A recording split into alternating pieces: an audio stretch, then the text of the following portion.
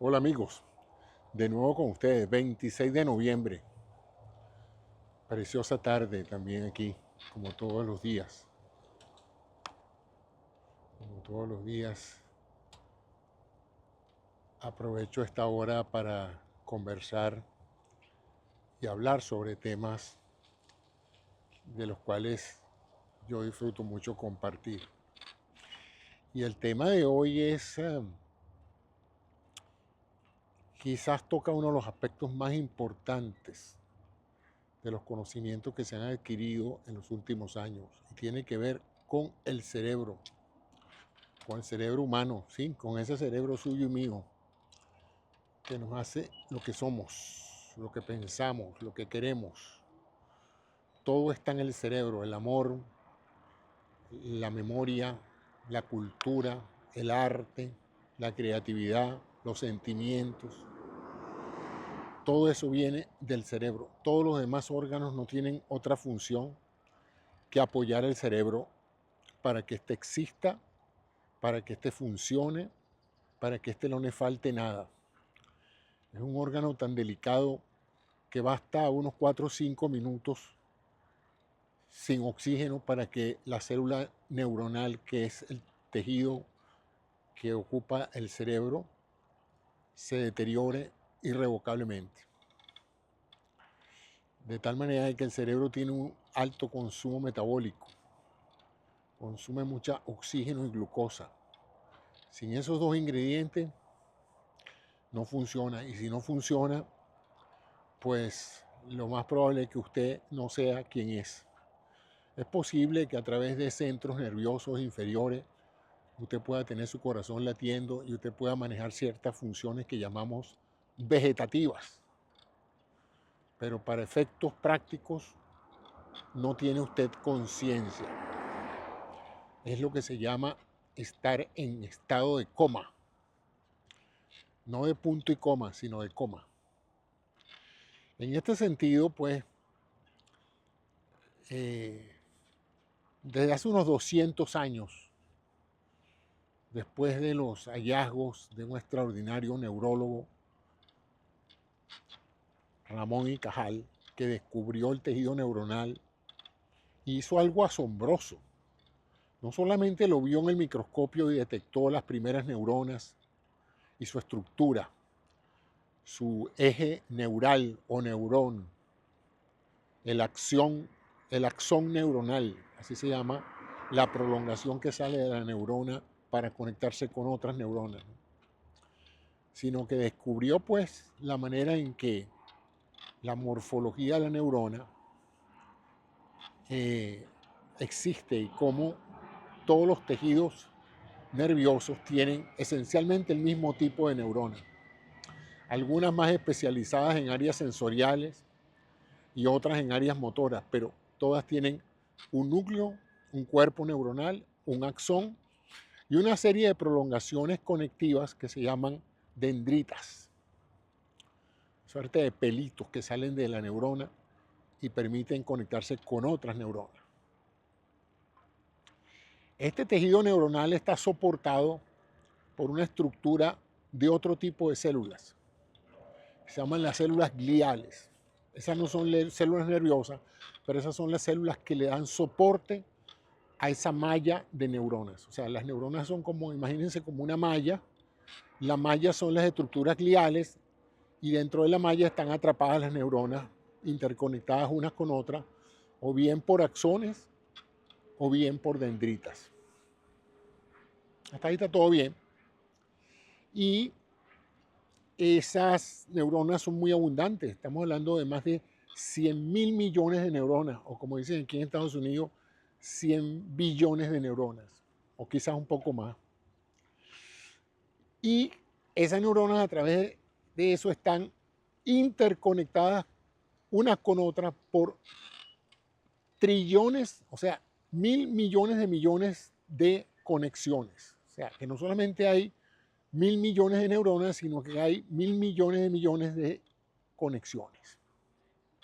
O sea que eso les da a ustedes una idea de lo complejo y estructurado que está todo eso. Constantemente transmitiendo señales eléctricas. unas neuronas a otras, en lo que se llaman los potenciales de acción eléctrico. Impulsos eléctricos nada diferentes a los pulsos eléctricos que se observan en la cibernética actual. Y en esos mecanismos de transmisión, a pesar de que lo que se transmite es un pulso eléctrico, la conexión entre una neurona y otra no ocurre todo el tiempo de manera directa, sino que la conexión más común es lo que se llama sináptica, es decir, una neurona se conecta con otra a través de una sinapsis. Una sinapsis es un espacio que hay entre una conexión y otra. Y en ese espacio, cuando llega el impulso eléctrico del que estábamos hablando, se libera un neurotransmisor que hace que el otro extremo donde él llega y se posiciona en los receptores adecuados, entonces se vuelve a producir otro potencial de acción y así se van transmitiendo los pulsos eléctricos. O sea que es un mecanismo eléctrico-químico. Eléctrico porque la señal la produce la neurona despolarizándose, es decir, creando un potencial eléctrico, pero cuando llega a la interconexión se libera un neurotransmisor que garantiza pues que la señal pase a través de ese espacio intersináptico a la otra neurona. Durante muchísimos años, y probablemente hasta la década de los 70, de los 60 probablemente, se pensaba que uno nacía con exactamente el mismo número de neuronas con el que iba a vivir toda la vida. De manera tal de que neurona destruida, neurona perdida. O sea, usted nacía con 100 billones de neuronas y si se dedicaba a intoxicarse con cualquier químico, con el alcohol, lo que sea, y mataba neuronas diariamente, pues bueno, a medida que usted viviera, esa matriz neuronal se iba muriendo, de manera tal de que se consideraba que la demencia senil, como en esa época se le llamaba, a ese grupo de trastornos cognitivos que ocurren en algunas personas más temprano, en otras más tarde, en otras no ocurre nunca, que es la menor proporción, pero ocurre a avanzada edad, ya se pierden muchas de las capacidades intelectuales, cognitivas, de las habilidades de control mecánico, etc. En otras palabras, el cerebro de la persona de mayor edad se llama un cerebro envejecido. Y se pensaba que, bueno, la explicación más sencilla de ese envejecimiento era esencialmente la muerte neuronal. Y se decía en muchos estudios de medicina, bueno, que no había creación de nuevas neuronas. Pero en eso aparece la neuroimagenología, que es la capacidad de ver el cerebro sin tener que romperle el cráneo a la persona y sacarlo, ¿no? Porque hasta ese momento todo lo que se conocía de neuroquímica y de neurofisiología tenía como base la anatomía de la neurona. Se sabía muy poco de cómo funcionaba la neurona in vivo. Lo poco que se sabía eran los análisis que se hacían en animales de laboratorio donde se metían electrodos en las neuronas y se medían químicos, etcétera, para saber pues, cómo funcionaba el cerebro, pero no se podía evaluar el cerebro directamente en la cavidad craneana de una persona. El único recurso que había era lo que se llama la electroencefalografía, que era el registro eléctrico de los potenciales a nivel del cerebro. Se le ponían a la persona en la cabeza una cantidad de electrodos y esos electrodos medían eso y se producía lo que se llamaba el electroencefalograma. Y pues allí fue donde se describieron las primeras ondas cerebrales y se trató de correlacionar esos patrones electroencefalográficos con diferentes patologías como la epilepsia, etc.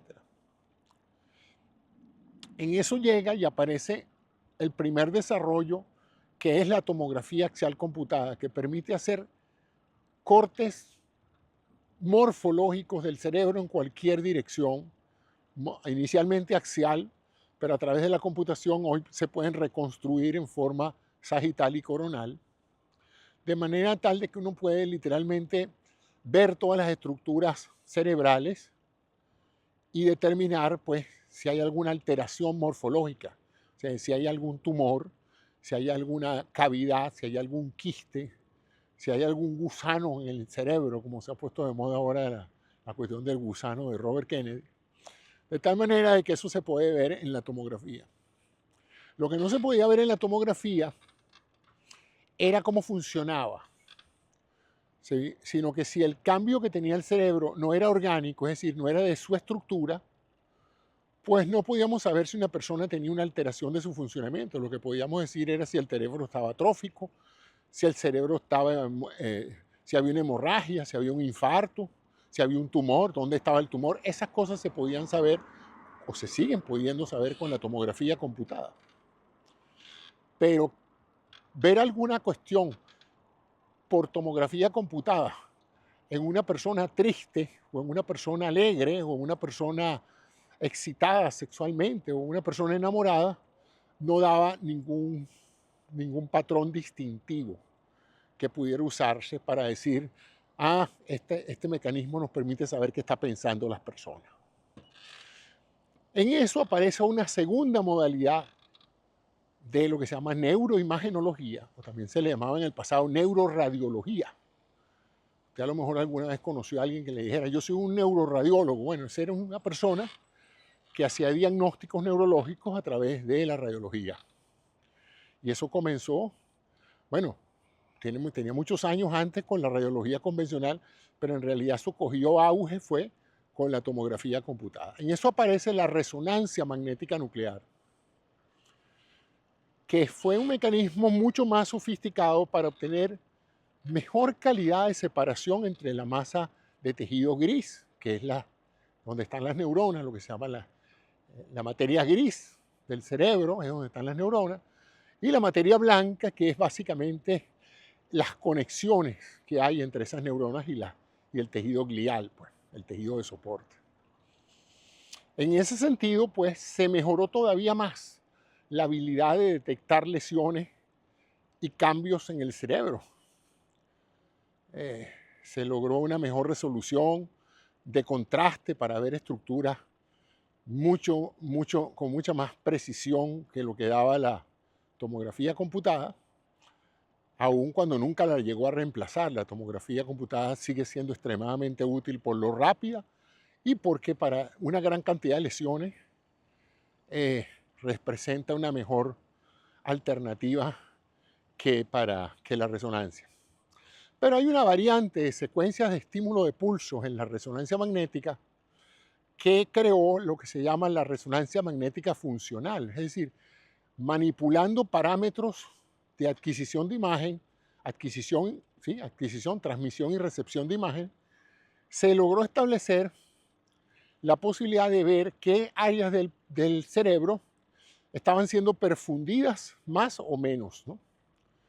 Eso causó un gran revuelo porque indudablemente que eso permitía entonces saber dónde había más actividad metabólica, dónde había más neuronas trabajando separadamente. Entonces eso se correlacionó con los hallazgos electroencefalográficos, donde había más consumo de oxígeno y por lo tanto más actividad electroquímica. Y luego aparece otra modalidad de neuroimagenología que es la tomografía por emisión de positrones, que a través de el mapeo de esas sustancias cargadas de positrones, materia radioactiva que produce una emisión de energía cuando se produce la colisión entre un positrón y un electrón, entonces tuvimos la posibilidad de ver metabolismo cerebral, ver dónde y cómo se está consumiendo la glucosa, dónde y cómo se está consumiendo el oxígeno y cuáles son las áreas más y menos vascularizadas. Ya ahí sí podíamos ver esos cambios circulatorios y metabólicos y correlacionarlos con nuevas técnicas de adquisición de electroencefalografía que tenían muchos más canales eléctricos, electrodos mucho más sensibles y precisos, y producto de todo este avance tecnológico junto con la computación y ahora con la inteligencia artificial, la neurociencia se ha beneficiado de un arsenal tremendo para poder correlacionar la actividad pensante de un individuo, la actividad cerebral de un individuo, con cambios objetivos medibles a través de estas técnicas. Todo esto se los estoy diciendo porque a pesar de que luce un poco técnico, es para decirle que eso cambió por completo esa concepción de que el cerebro no se modificaba con el tiempo, de que uno nacía con un cerebro y lo que le quedaba era destruir neuronas y sentarse a esperar que si mataban muchas, pues se iba a ir deteriorando las funciones cerebrales. Se descubrió, por ejemplo, que sí se generan nuevas neuronas. A partir de células madres, todavía hay la posibilidad de restaurar tejidos perdidos con nuevas neuronas, ¿no? Pero más importante que el crecimiento neuronal, que todavía no es lo suficientemente eficiente como para que si un sector del cerebro se muere, unos meses o años después se pueda restablecer la actividad neuronal con nuevas neuronas, como pasa por ejemplo con el hígado. El hígado es un tejido que aguanta bastante destrucción y si uno lo deja tranquilo, lo deja recuperar, si no lo sobrecarga, él se restaura solo y quizás no vuelva a tener la capacidad que tenía a los 18 años, pero ciertamente mejora muchísimo la funcionalidad hepática si se corrigen las alteraciones de eso. En el caso del cerebro no es tan eficiente el mecanismo. Pero esa posibilidad de cambiar el cerebro en su estructura y función, ahora se le conoce como neuroplasticidad. Se utiliza la palabra plasticidad, bueno, porque vamos a poner lo que es así como algo que nosotros jugábamos cuando chicos, que es la plastilina, que uno la puede moldear y obtener diferentes formas, diferentes características dependiendo de cómo la moldee uno, es algo moldeable, ¿no?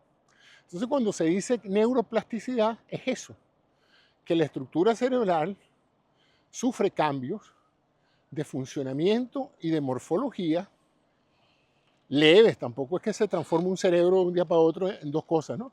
Pero sí lo suficiente para adquirir nuevas capacidades. Y esa neuroplasticidad se puede diferenciar en dos grandes áreas. La neuroplasticidad estructural, que es la que les dije, donde el cerebro puede adquirir nuevas funciones alterando o modificando la estructura. Y la neuroplasticidad funcional tiene que ver es con la conectividad de las neuronas. Es algo así como que si yo les dijera, haciendo la analogía con una computadora, que el cerebro le podemos aumentar el RAM, o sea, hacerle mayores expansiones de memoria o mejorar la capacidad de ciertos procesadores a través de ciertos mecanismos que llamaríamos la neuroplasticidad estructural. Entonces, si tenemos un cerebro que está trabajando con 8 bits, podemos, a través de ciertos recursos, ponerlo funcional con 16 bits, con 32 bits, ¿no? Pero más aún de eso, podemos también cambiar el sistema operativo, es decir, la manera en que esos bits se conectan. Y a eso se le llama la neuroplasticidad. Se puede obtener a través de ciertas estrategias, mejoras en la calidad de un cerebro, sin la menor duda.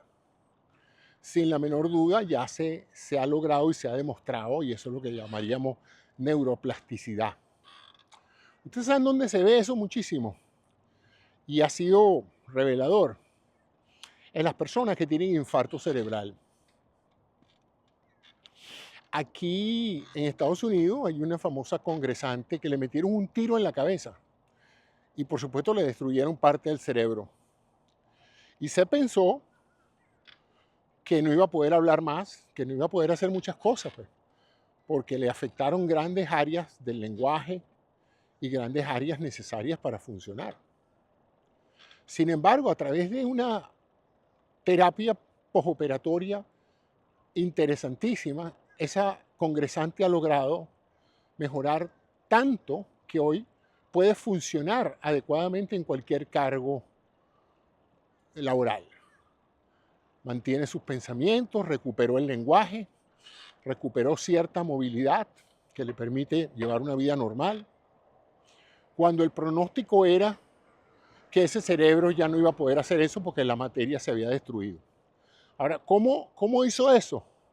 Porque el cerebro, dentro de esa neuroplasticidad, puede derivar funciones que antes se ejecutaban en los tejidos afectados hacia tejidos que hasta ese momento no se estaban usando. Es como que si a usted se le quemaran 2 chips de RAM en la computadora y usted dijera, bueno, ya no voy a poder trabajar más porque esa área de la computadora era la que se encargaba de eso, y ahora esa computadora ha redireccionado esas funciones a unos chips que antes no tenían mayor uso, y ahora entonces esas funciones que se perdieron se están volviendo a realizar en otra ubicación dentro del cerebro.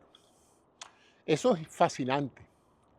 Y entonces la pregunta es si nosotros podemos usar una serie de recursos prácticos para, a través de estos mecanismos de neuroplasticidad, mejorar, detener o contrarrestar el procesamiento natural de deterioro del cerebro con la edad y con los vicios también.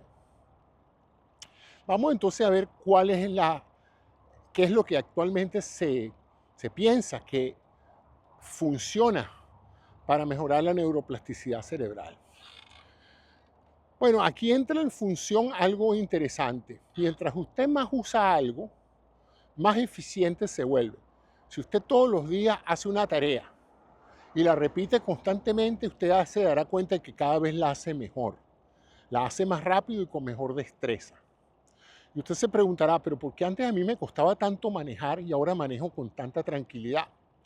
Bueno, muy sencillo. Las primeras veces que las hizo, su cerebro tuvo una gran limitación de organizar la secuencia de conexiones y de estímulos para que usted pudiera realizar la función, la acción que quería realizar. Pero de tanto repetirla, el cerebro ha aprendido a hacerla cada vez más eficiente. En otras palabras, cada vez la hace más rápido y con mayor precisión. Entonces, eso es interesante porque eso es una forma de mejorar la neuroplasticidad, la repetición. Ahora, con la repetición se optimizan los procesos, pero si usted no introduce variabilidad, el cerebro se vuelve flojo. Como ya él ha optimizado esa función y la ve repetirse diariamente, él la hace muy bien, pero entonces se desocupa de otras acciones y pierde, como diríamos, pierde el interés en mejorar. Entonces, una de las mejores formas de desarrollar o de usar la neuroplasticidad para mejorar la calidad de su cerebro es introducir variedad en los procesos mecánicos o intelectuales que usted hace. Es decir, usted tiene que dedicarse a tareas nuevas que lo forcen a hacer algo diferente a lo que estaba haciendo algo. Aprender un idioma, conversar con personas diferentes, reflexionar sobre cosas que nunca había reflexionado, aprender algo nuevo todos los días, desarrollar ciertas destrezas. Porque todo eso fuerza al cerebro, todo eso fuerza al cerebro a generar nuevas conexiones, a optimizar conexiones existentes para cumplir con la función. Y eso estimula la creación de nuevas neuronas y nuevas conexiones. Y eso es precisamente lo que se quiere con la neuroplasticidad, adquirir nuevas funciones, y eso estimula entonces la circulación cerebral, aporta más sangre al cerebro, más oxígeno, y es ahí donde entra la importancia de la actividad física para que la neuroplasticidad ocurra. Usted puede estimular mucho su cerebro, pero si usted no perfunde ese cerebro con sangre oxigenada, usted no está ganando nada. Por eso es que si usted está pensando o está actuando y a la vez está moviendo su actividad física, usted tiene una mayor eficiencia cerebral que si usted está estático. Yo me he dado cuenta, por ejemplo, de eso con esto que estoy haciendo ahorita. Cuando yo hablo moviendo mis piernas o ejercitándome, el flujo de mis ideas se hace más eficiente que si yo estoy sentado en una silla, obligado a decirles todo lo que estoy diciendo ahorita. A lo mejor es cosa mía, a lo mejor es una ilusión que tengo yo de que cuando yo estoy en movimiento pienso mejor. Pero no soy el único a través de la historia que ha pensado de esa manera. Muchos filósofos griegos caminaban o se movían mientras filosofaban. De hecho, tengo entendido que la escuela peripatética era eso, ¿no? Caminar alrededor de un círculo mientras se filosofaba. Así que no soy el único que decide moverse cuando, cuando piensa o cuando quiere pensar. Por eso es que a muchas personas se les estimula mucho la creatividad cuando se están bañando, cuando están haciendo algún tipo de ejercicio, etc. Entonces esta combinación del ejercicio con un reto intelectual, con la necesidad de resolver un problema, con la necesidad de pensar, de concentrarse o de memorizar algo para que se funcione, eso todo estimula, como les dije, crecimiento o reparación neuronal y nuevas conexiones. Y eso unido pues a la actividad física y una buena dieta rica en proteínas, eso se traduce pues en una mejoría notable de la salud mental. Ya eso está demostrado, eso no es una cuestión de que hay que sentarse a demostrar. Han hecho estudios en hogares de la tercera edad, donde se han separado grupos de ancianos, muchos se les ha dejado su situación actual de ver televisión todo el día, o de dormir todo el día, o de comer y conversar un ratico, y a otros se les ha puesto a hacer un poco de actividades recreativas, se les ha puesto a resolver problemas, crucigramas, rompecabezas, aprender cosas nuevas, en conjunción con un mejoramiento de la actividad física, bien sea yoga para avanzada edad o bien sea técnicas de meditación. Y se ha visto grandes mejorías, no solamente en la parte cognitiva, en la parte de la capacidad de la persona de estar consciente de lo que está pasando, de las cosas que le están pasando y del disfrute de la vida misma, sino que también pues, han sido capaces de mejorar algunas funciones que habían perdido. Se mejora la memoria, por ejemplo, se mejora la capacidad dialéctica, la capacidad de conversar, la capacidad de entender problemas, de entender texto, etc. Entonces, tanto que hoy podríamos decir que un gimnasio mental, es decir, un sitio o un ambiente donde las personas mayores puedan ejercitar esas funciones de memoria y de actividades de aprendizaje que creen nuevas vías metabólicas o neuroquímicas, eso es bueno para la salud mental y para la salud física también. Porque conjuntamente con el deterioro cognitivo se puede producir también aspectos que dañan la salud física. Una depresión, una desatención de la higiene personal, una tendencia a olvidar todo, una tendencia a alejarse de los contactos sociales, una tendencia a ser enormemente pasivo ante las informaciones y los estímulos que están. Entonces a los ancianos hay que cambiarlos de ambiente, así como los niños en la primera etapa de desarrollo, para que esa neuroplasticidad permita que el niño alcance los mejores niveles de desarrollo de desarrollo neurológico. Se necesita que el niño esté estimulado con sonidos, con colores, con luces, con conversaciones, con lenguajes. Hoy se ha puesto de manifiesto cómo un niño puede aprender 3 y 4 idiomas simultáneamente en esos primeros años de la vida. Entonces es interesante cómo el estímulo en estas primeras etapas de la vida genera cerebros más inteligentes, cerebros más competentes, más sanos, y curiosamente en las últimas etapas de la vida, pues aplicando esos mismos gimnasios cerebrales, usted puede mantener sus características de, de salud mental. Usted puede desarrollar su salud mental y mantenerla por muchos años. De hecho, la gran mayoría de los adultos que han llegado a edades avanzadas con excelente comando de sus funciones intelectuales, tienen como característica, primero, que se han mantenido laboralmente hasta avanzada edad, es decir, no se retiraron temprano.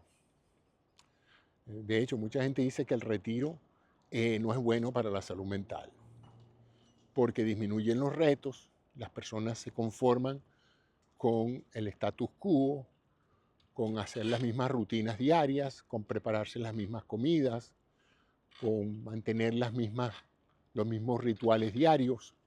Y eso disminuye la actividad neuroquímica del cerebro. El cerebro lo hace cada vez con más facilidad y pierde entonces la estimulación necesaria para crear nuevas conexiones.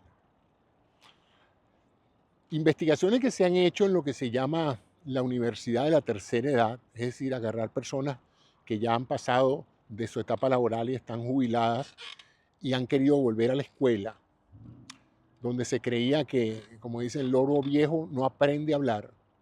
Y se pensaba que ya una persona mayor no podía completar o terminar una carrera universitaria porque simplemente ya no tenía las facultades intelectuales necesarias para terminar una carrera universitaria. Bueno, los experimentos han resultado muy contrarios a esa opinión. Al contrario, muchas personas incluso que pensaron que ya no iban a ser capaces de aprender ciertas cosas, las han aprendido y han podido graduarse a los 80, 90 años de profesiones relativamente complicadas, ¿no? Hace poco vi una nota que la vi, no sé, creo que fue en TikTok o en una de esas, de un japonés que a los 74 años, retirado en su casa, escuchó una vez un programa sobre programación de código de computadora, o sea, programador de computadora, coder. Le llamó la atención porque lo presentaban como algo que no era tan complicado desarrollar aplicaciones para los teléfonos celulares. Y este señor japonés se dejó de tonterías, se metió en un curso de eso, aprendió lo necesario para codificar aplicaciones y las está haciendo con mucho éxito. Tanto que muchas de las aplicaciones que ha hecho han sido dedicadas a problemas que él tenía que resolver para él y que por lo tanto, pues ahora los está resolviendo a través de aplicaciones desarrolladas por él para otras personas de la misma edad. Y ahora creo que tiene 77 años y me llamó la atención porque ya yo estoy en la década de los 70 y este señor de programación aprendió a los 74 y ya en 3 años hace sus propias aplicaciones. Y eso le da un ejemplo pues de que alguien que jamás, porque que ustedes digan, bueno, este señor hace trabajo de programación a los 70 y pico de años, bueno, pero tiene 40 años en computación. Bueno, eso es entendible porque en realidad pues los recursos necesarios los aprendió cuando todavía tenía capacidades cognitivas de calidad. Pero esto no, esto estamos hablando de una persona que todo lo aprendió después de cierta edad. No todos tienen esa capacidad, vamos a estar claros, ¿no? Hay individuos de individuos, hay personas capaces de cosas extraordinarias hasta avanzada edad, y hay otras pues que simplemente no tienen la genética o no tienen la disciplina o la constancia necesaria para desarrollar esas habilidades. Pero me llamó muchísimo la atención eso. Casi que me estimuló, porque yo en una época fui programador, pero bueno, en virtud de que subí a cargos ya donde era más importante para mí dirigir otros equipos de trabajo que sentarme a codificar, pues me perdí de varias generaciones de lenguajes de programación y en función de eso, pues me distraje y llegó un momento en que no me interesó más la programación. La programación es un reto, ¿no? El hacer que las computadoras hagan lo que uno quiere que hagan unas funciones y requiere no solamente el talento para aprender, sino la curiosidad por entender cómo funciona y para detectar los errores de programación y para todo lo que se necesita para una constante resolución de problemas, ¿no? Y es más satisfactorio porque cuando funciona uno se siente muy contento, pues, porque funcionan los programas. Y cuando uno no funciona, uno no puede dormir hasta que no se resuelve el problema. O sea que, no sé, voy a ver si me estimulo a ver si a estas alturas me pongo a aprender Python o aprender alguno de esos otros lenguajes de programación modernos que se están utilizando para desarrollar aplicaciones en los teléfonos celulares y en las tabletas. Pero bueno, lo que quería dejarles hoy era esa opinión sobre la neuroplasticidad y estimularlos a que usen su cerebro, porque si lo usan y lo abusan, él va a responder positivamente y ustedes van a llegar a mayor edad o avanzada edad con talentos que se van a sorprender. Y por otro lado, si tienen un adulto mayor en la casa, estimúlenlo, motívenlo, pónganlo a aprender cosas nuevas. En un programa anterior hablé de los juguetes de la tercera edad. Háganle un juguete, cómprenle una aplicación, pónganlo a hacer algo que lo estimule a usar sus neuronas. Esa es la mejor manera de mantener la capacidad cognitiva hasta avanzada edad, es poner ese cerebro a trabajar constantemente. Yo lo hago y ustedes son testigos de eso porque yo todos los días salgo a hablar sin saber exactamente de lo que voy a hablar. Pero hoy estaba pensando en qué tema podía yo hablar hoy y dije, bueno, ¿por qué no hablo de la razón fundamental por la cual todos los días yo me esfuerzo por decir cosas nuevas, por abordar temas que o ya los conocía del pasado o tengo que volverlos a estudiar, porque en ocasiones algunas cosas tengo que volverlas a revisar porque las cosas han cambiado desde que yo las estudié, algunas han cambiado. Entonces, ese es el corolario de hoy, es si ustedes quieren mucho a sus viejos, traten de evitar que ellos se postren física e intelectualmente, estimúlenlo a conversaciones que sean inteligentes, estimulantes, aprovechen ese niño interno que todos llevamos dentro para que se desate de nuevo la curiosidad por aprender nuevas cosas, por aprender de historia, de tantas cosas. He visto ahora una enorme cantidad de aplicaciones para aprender matemáticas, para todos aquellos que pasaron la vida diciendo yo no puedo aprender matemáticas, yo no tengo cerebro para las matemáticas. Bueno, es quizás posible. En una época era muy abstracto aprender matemáticas, pero hoy hay tantos recursos audiovisuales para aprender matemáticas que es sorprendente cuando uno ve buenas explicaciones y diagramas y animaciones hechos específicamente para que usted entienda conceptos importantes. Se va a dar cuenta de que cualquier persona con una inteligencia promedio o con simplemente bastante compromiso puede perfectamente aprender cosas que nunca se imaginó que podría entender. Y aunque ya no valga la pena para muchos usarlas, porque no le van a dar un trabajo de matemática a los 78 años, pero da una enorme satisfacción lograr una meta. Lo cual me lleva pues al final de este programa. Propóngase metas logrables. No se proponga metas sumamente complicadas en duración o en complejidad, porque va entonces a tener la sensación de que no la va a poder alcanzar y se va a frustrar y va a tirar la toalla, como dicen, ¿no? Entonces, fórmese metas logrables, metas pequeñas. Recuerde, como dice ese dicho chino, que toda larga caminata comienza por el primer paso. Bueno, dé el primer paso y después de otro paso y así va, ¿no? Y cuando acuérdese, va a haber logrado grandes objetivos. Entonces, ese es mi comentario de hoy. Espero que les haya sido de interés. Hoy hablamos de la neuroquímica, hablamos del cerebro, de la neuroimagenología, hablamos de la neuroplasticidad y terminamos con el gimnasio cerebral o el gimnasio intelectual. Es importante también reunirse con personas que son ávidas de conocimientos, o de darlos o de recibirlos. De darlos para que usted aprenda mucho de ellos y de recibirlos para que usted se sienta útil de compartir con ellos lo que ya usted sabe, ¿no? Entonces, a mí me gusta hacer las dos cosas. A mí me gusta reunirme con gente que sabe más que yo, pero también me gusta reunirme con gente que no sabe mucho de lo que yo sé y a la cual me permite serle bastante útil. Ser útil es una de las mayores conquistas después de cierta edad.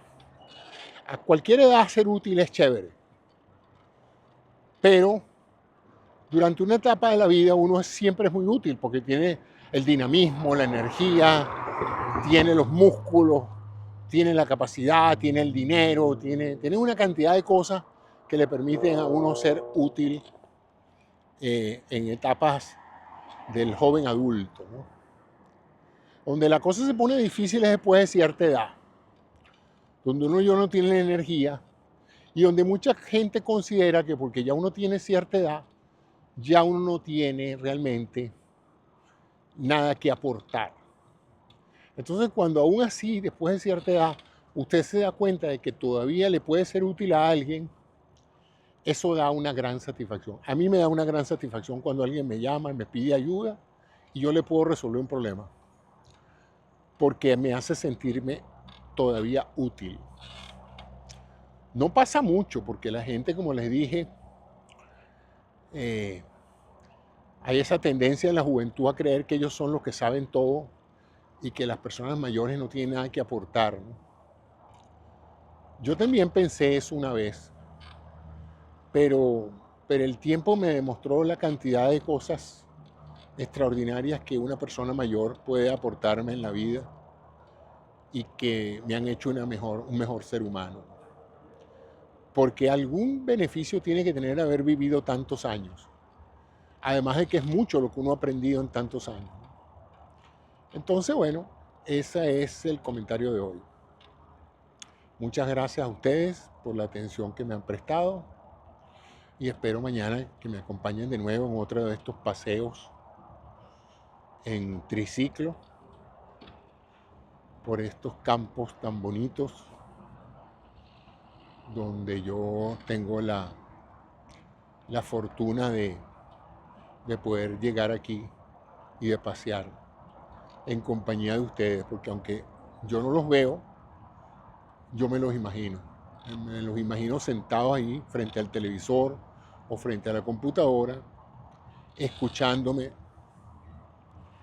y pensando, quién sabe cuántas cosas pensarán ustedes de mí. No sé, no me aventuro. Si me las quieren contar, perfecto. Abajo en los comentarios, díganme qué piensan cuando me ven aquí hablando cada tarde sobre tantas cosas diversas. Hace poco me dijo alguien, José, ¿y de qué es tu canal? De computación, de medicina, de salud. Le digo, mire, yo empecé originalmente con la intención de hablar de salud, pero mi canal actualmente es sobre mí, sobre mí. El canal es mío, es de quién soy yo, de cómo pienso, de las cosas que me llaman la atención, de las cosas que reflexiono, de las cosas que me molestan, de las cosas que no me molestan. Eso es, ya no es un canal específicamente sobre un tema, es un canal de, ¿cómo diríamos?, de confesiones, en parte, un canal de uh, catarsis, donde yo hablando me siento mejor, organizo mis ideas hablando. Mientras las ideas están en la cabeza solamente, son pensamientos. Pero cuando usted tiene que contárselas a alguien, así no haya nadie enfrente, ¿no? Como ahorita, usted tiene que transformarlas en lenguaje. Y el lenguaje hace que las ideas se transformen un poco, adquieran coherencia, adquieran sentido, porque de lo contrario nadie podría entender de qué está hablando usted, ¿no? Entonces, esa es la razón fundamental por la cual yo tiendo a que cada vez que pienso algo, me gusta organizarlo en formato de lenguaje, de manera de poder... Aquí están unos patos aquí al lado mío. Ya estos patos lo ven a uno y ni siquiera se molestan en apartarse. Ellos dicen, no me va a pasar nada, ya yo conozco a este señor, ya yo lo he visto antes. Él pasea solito por aquí y no se mete con nosotros. Bueno, eso es lo que les puedo decir, que el canal es sobre la manera en que estoy ocupando mi tiempo en estos momentos de mi vida. Y para mí es importante hacerlo. Quizás para algunos de ustedes algo parecido sea bastante terapéutico. Ya yo he visto varios programas de varios psicólogos hablando de la importancia de lo que ellos llaman el journaling, que es llevar una bitácora, llevar un diario de las cosas que se piensan. Y estaba pensando, bueno, el diario es algo que tú puedes llevar escrito, hablado, pero también lo puedes grabar en video, ¿no? Y eso es lo que estoy haciendo, un video diario que es, cada día abordo un tema diferente y eso me llena y me hace sentir que pongo mi cabeza a pensar y mis músculos a moverse. Bueno, ya estoy llegando a la parte de atrás de mi casa, que es por donde yo llevo y entro con mi triciclo y se acabó el programa. Hasta mañana entonces. Por ahí viene el Día de Acción de Gracias y ya todo el mundo se está preparando para la cena de Acción de Gracias en unión de la familia. Entonces vamos a ver cómo se traduce este año eso. Que tengan unas buenas noches todos. Voy entonces a dirigirme finalmente a la casa.